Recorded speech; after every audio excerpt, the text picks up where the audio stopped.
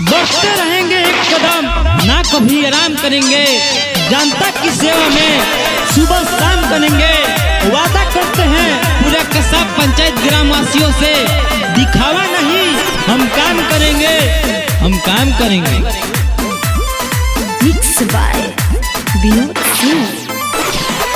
युवा गरीब सेवा और जी एगो खास जी, सलो के विक्रम बाड़े हमनी के आस जी, हमनी के आस जी। युवा गरीब सेवा और जी एगो खास जी, पंडित जी बाड़े हमनी के आस जी, हमनी के आस जी। है बतिया के लहर उठावे के सलो के विक्रम के जीतावे के, बैगन छापे पबट मदा बहावे के, कसाब पंचायत से जीतावे के, बैगन छापे पबट मदा बहावे के। चलो विक्रम भैया जिंदाबाद, बैगन छाप जिंदाबाद। याद रहे क्रम संख्या 6, बैगन छाप पर बटन दबाकर भारी से भारी मत से विजयी बने।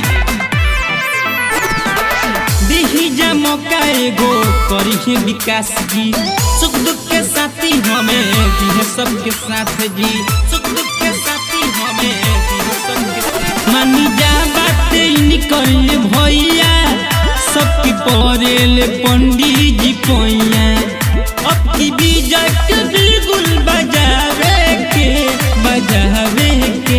सलो के विक्रम के जीतावे के, बैगन छापे पबट मदा बहावे के, कसाब पंचायत से जीतावे के, बैगन छापे पबट मदा बहावे के। चलो विक्रम सिंह जिंदाबाद,